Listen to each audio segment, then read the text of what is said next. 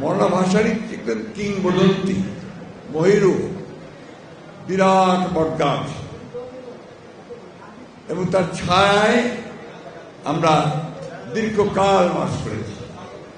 আজকে নয়, ব্রিটিশেরা যখন আপনার ভারত দখল করে নিয়েছিল এবং যখন ব্রিটিশদের শাসন বাংলাদেশ শুধু নয় সারা ভারতবর্ষের মানুষকে যখন অস্থির করে ফেলেছিল, জেল, জুলুম, অত্যাচার, নির্যাতন, ঔপনিবেশিক শাসনের যে নির্যাতন, সেই নির্যাতন যখন অস্থির হয়েছিল, তখন এই ভারতবর্ষে কয়েকজন মানুষ তারা মানুষের অধিকার প্রতিষ্ঠার জন্য, ভারতবর্ষের স্বাধীনতার জন্য তারা সেদিন জেগে উঠেছিল, বেরিয়ে এসেছিল।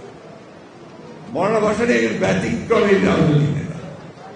সেই সময় যারা রাজনীতি করতেন, সামনে ছিলেন, সবাই আপনার সামন্তবাদী পরিবার থেকে আসা, বেশিরভাগই সেই ভারতবর্ষের পশ্চিমে বলেন, পূর্বে বলেন, সব ছিলেন তারা সম্ভ্রান্ত পরিবারের লোকজন, অত্যন্ত উচ্চশিক্ষিত, এবং তাদেরকে বলা হতো ফিউডাল লর্ডস। তারা সবাই সামন্ত প্রভু ছিলেন। নির্মাণ কাজেও আমি বেছে নেই CSRM TMT 500W, committed for better still। মৌলানা ভাসানীর অভ্যুত্থান একেবারে সাধারণ ঘর থেকে, এবং তিনি মাদ্রাসায় পড়তেন এবং কর্মজীবনে পড়াতেন, অর্থাৎ মাদ্রাসার শিক্ষক ছিলেন। এই সময়ে তিনি আসামে তিনি চলে গিয়েছিলেন এবং সেখানেই তিনি পড়াশোনা করতেন। পড়াশোনা শেষ করে তিনি সেখানে কিছু এই ওয়াজ মাহফিল যখন করতেন, এই করার সময়ই দেখা গেল যে মানুষটির ভেতরে একটা আগুন আছে, সে মানুষকে জাগিয়ে তুলতে পারে, উঠতে উঠতে মানুষকে সে মোহিত করতে পারে। এই গুণগুলোর জন্য মৌলানা ভাসানী খুব দ্রুত রাজনৈতিকভাবে সামনে এসে পড়ে এবং সমস্ত রাজনৈতিক দলগুলো তাকে কাছে টানার চেষ্টা করেছে। মৌলানা ভাসানী কংগ্রেসের প্রেসিডেন্ট ছিলেন আসামে। খেয়াল করবেন, তিনি তখন অল ইন্ডিয়া কংগ্রেসের আসাম প্রভিন্সের, স্টেটের তিনি সভাপতি ছিলেন। পরবর্তীতে যখন পাকিস্তান আন্দোলন শুরু হলো, তখন পাকিস্তান মুসলিম লীগের, তত পাকিস্তান মুসলিম না, ভারতীয় মুসলিম লীগের তিনি সভাপতি হয়েছিলেন এবং সেই পাকিস্তান আন্দোলন করেছেন দীর্ঘদিন। আসাম, বাংলা, উড়িষ্যা, এই সমস্ত এলাকাতে তিনি করেছেন। শুধু তাই নয়, তিনি সমগ্র ভারতবর্ষে পাকিস্তান আন্দোলনের কাজ করেছেন। সেই সুদূর পাখতুন থেকে, অর্থাৎ আপনার সেই সীমান্ত এলাকা থেকে, উত্তর পশ্চিম সীমান্ত প্রদেশ থেকে, পেশোয়ার থেকে শুরু করে একেবারে কক্সবাজার পর্যন্ত তার বিচরণ ছিল। মৌলানা ভাসানীকে অনেকে বলতো তিনি পীর হলেন কিভাবে। উনি তো আধ্যাত্মিক জগতের মানুষ ছিলেন, কিন্তু তিনি একেবারে পীর হয়ে গেলেন কিভাবে। আসামে তিনি চর এলাকাতে এই কথাগুলো বলতেন, ঘোড়ায় চড়ে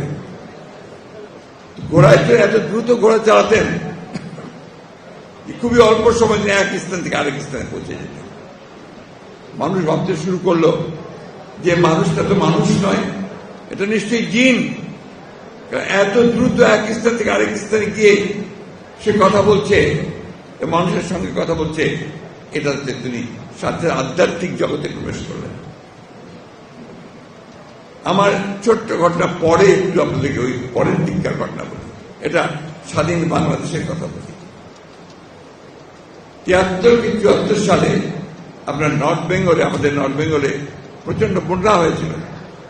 পঞ্চগড়, ঠাকুরগাঁ সব ডুবে গিয়েছিল।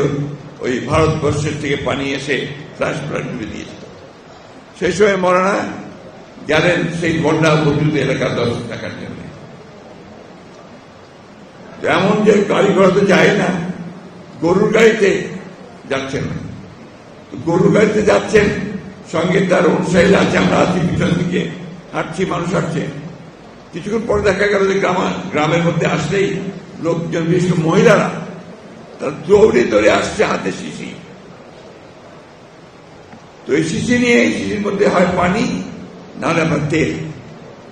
এসে সবাই গিয়ে দাঁড়াচ্ছে, গিয়ে মৌলানার পেছনে গিয়ে হুজুর বলতেই হুজুর আর কোনো দিকে তাকাচ্ছে না, তিনি ওই শিশিটা ফু দিয়ে দিচ্ছেন।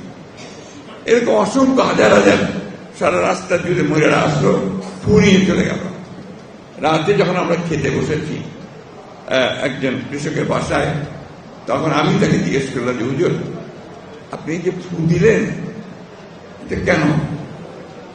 এই তো তোমাদের কমিউনিস্টদের দোষ, তোমরা হয়তো বোঝো না এই লোকগুলো আমার কাছে কেন এসেছে।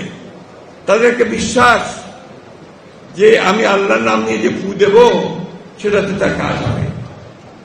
ও এত দরিদ্র, সে ডাক্তারের কাছে যেতে পারে না, এই ফু দিয়ে সে তার বাচ্চার চিকিৎসা করে, ওই পানি খাওয়ায়, ওই তেল দিয়ে। এই যে বিষয়টা কিন্তু খেয়াল করে খুব ইম্পর্টেন্ট। অর্থাৎ তখনই তিনি এটা বুঝেছিলেন যে এই দেশে এই মানুষগুলোর মধ্যে ধর্মবোধকে বাদ দিয়ে কোনো কাজ করা ঠিক হবে না। আরেকটি বিষয় অত্যন্ত জরুরি, সেটা হচ্ছে যে তিনি কমিউনিস্ট।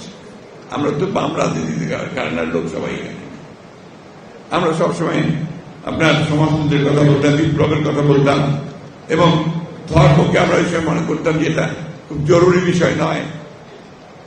তিনি বলতেন যে তোমাদের কমিউনিস্টদেরই দোষ, তোমরা ভুলে যাও না বাংলাদেশের মানুষ ধর্মকে বাদ দিয়ে কোনো কাজ করে না, যেটা সত্য বাস্তব। এই কারণে তিনি পরে তার মানলেন ধর্ম কর্ম সমাজতন্ত্র। মনে আছে আপনার?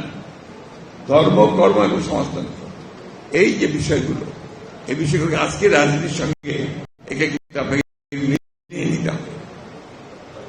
তো যাই হোক, সেই কথা পরে পরে তো মৌলানা পাকিস্তান আন্দোলন করেছেন, পাকিস্তান হয়েছে, কিন্তু কখনো তিনি চিফ মিনিস্টার বা গভর্নর এগুলোর পদ নেননি।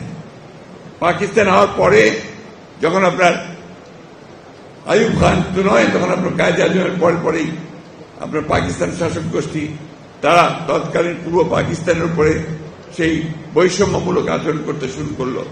এখন শুনছেন আপনারা, তখনই আমরা বৈষম্য শুনেছি যে পাকিস্তান পূর্ব পাকিস্তানের মানুষের উপরে বৈষম্য চাপিয়ে দিচ্ছে, তাদেরকে চাকরি দেওয়া হয় না ঠিক মতো, তাদের বরাদ্দ দেওয়া হয় না, উন্নতি হয় না। এগুলোর বিরুদ্ধে আন্দোলন শুরু হবে আগে। এটা 52 সালের ভাষা আন্দোলনের পরে সমস্ত রাজনৈতিক দলগুলো মিলে এখানে আপনার কম্বাইন্ড অপোজিশন একটা যুক্ত ফ্রন্ট তৈরি করল। সেই যুক্ত ফ্রন্টের নেতা ছিলেন মওলানা আব্দুল হামিদ খান ভাসানী, সরওয়ার্দী সাহেব ছিলেন, একে ফজলুল সাহেব ছিলেন, শেখ মুজিবুর রহমান সাহেব ছিলেন ওই যুক্ত ফ্রন্ট। এই যুক্ত ফ্রন্ট 54 সালে এই পূর্ব পাকিস্তানের সমস্ত আসনগুলো পেয়ে গেল কয়েকটা বাদ দিয়ে। আর দেখেন, রাজনীতি যদি ভুল হয়, যে পাকিস্তানের জন্য এই দেশের মানুষের লড়াই করেছে 46-এ, যে পাকিস্তান মুসলিম লীগ ছিল একটা অসীমবাদী অবিসম্বাদী একটা রাজনৈতিক দল, সেই রাজনৈতিক দলের ভরাডুবি হল ভুল রাজনীতি করার কারণে এই বাংলাদেশে পূর্ব পাকিস্তান। তো this is very important lesson, অত্যন্ত জরুরি একটা শিক্ষা, যে আমরা এমন কোনো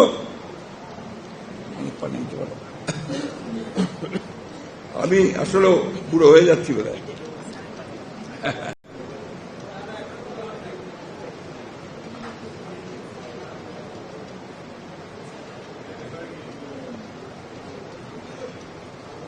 এই বিষয়গুলো আমাদের রাজনীতিবিদরা অনেক সময় খেয়াল করেন না।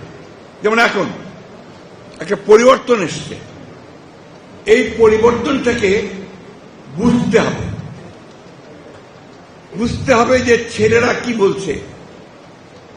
আমাদের মধ্যে অনেকে আছে, বিশেষ করে বিএনপির মধ্যে, ছেলেরা সব আন্দোলন একাই করেছে তা মানতে রাজি না, তাই না? অনেকে কথা খুব জোরে সোরে মিটিংয়ের মধ্যে বলেন। সত্য কথা, আমরা 15 বছর ধরে লড়াই করেছি, সংগ্রাম করেছি, জান দিয়েছি, প্রাণ দিয়েছি, মামলা গেছি, জেলে গেছি। তারপরে বলেন আপনার যে শেষ লাঠিটা গোলে কে মেরেছে? ছাত্ররা মেরেছে। যে স্ট্রাইকার, তারা স্ট্রাইক করেছে। আপনাদের মনে থাকা উচিত যে আমি যখন আপনার সমস্ত দেশে বিভাগীয় সমাবেশগুলো করছি, আমরা সেই সময় আমার বক্তব্যে আমি একটা জিনিস খুব জোর দিয়ে বলতাম যে কোথায় আমরা তো নবীনদের দেখতে পাচ্ছি না, তরুণদের দেখতে পাচ্ছি না, ছাত্রদের দেখতে পাচ্ছি না। ছাত্র তরুণরা যদি সামনে না আসে তাহলে বুক পেতে গুলি নেবে কে? বুক পেতে গুলি নেওয়ার হচ্ছে ছাত্র, তরুণ, যুবক, যার পিছুটার নেই, যে ভ্যানগার্ড। আমরা মধ্যবিত্তরা, বয়স্ক লোকেরা, আমরা তো আমরা পেছনের পরিবারের কথা চিন্তা করি, আমরা আমাদের ছেলে মেয়েদের কথা চিন্তা করি। আমি যদি আজকে একটা গুলি খেয়ে পড়ে যাই আমার পরিবারের কি হবে এই চিন্তা করেছি, তাই না? আপনারা তো কম কষ্ট করেননি। কতবার জেলে গেছেন, কতবার মার খেয়েছেন, পুলিশ মেরেছে, বাড়ি থেকে অত্যাচার করেছে। এই বুক পেতে দিয়ে দাঁড়িয়ে থাকা, সাইদ রংপুরে যেভাবে দাঁড়ালো, that was the turning point of the movement. এই বিষয়গুলো আমাদেরকে চিন্তা করতে হবে। সুতরাং ছাত্রদের সঙ্গে আমাদের কখনই কোন দূরত্ব সৃষ্টি করা যাবে না।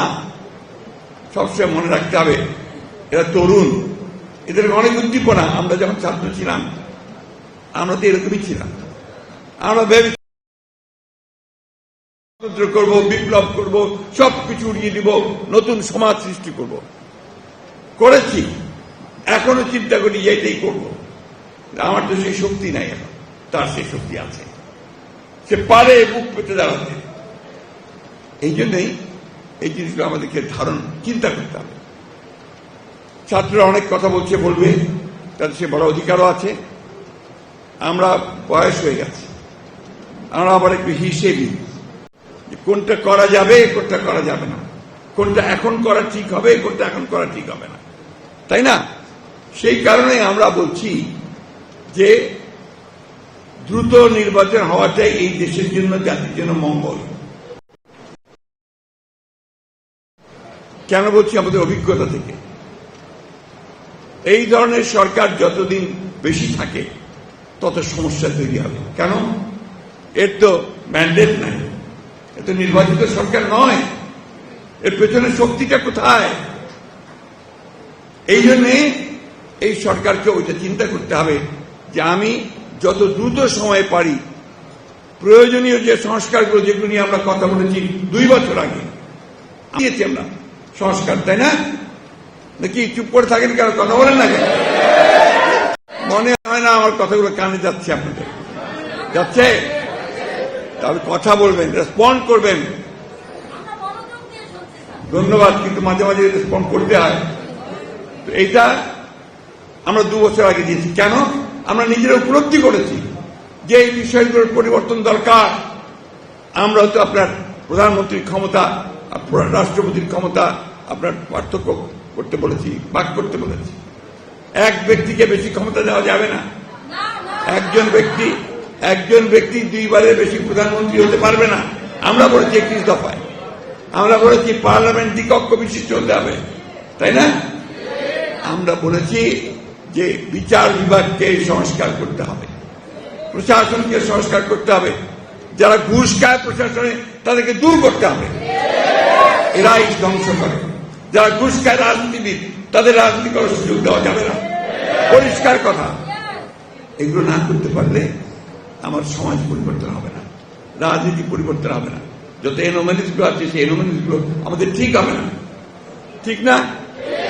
আপনার কাল ও পরশু আমাদের ভারপ্রাপ্ত চেয়ারম্যান তারেক রহমান সাহেব যে সমস্ত বক্তব্য দিয়েছেন, আজকে পত্রিকায় দেখবেন অনেক পত্রিকাতে এডিটোরিয়াল লিখছে, ডেইলি পত্রিকা এডিটোরিয়াল দিয়েছে যে বিএনপি যে কথা বলছে এখন সেই সব কথাগুলোই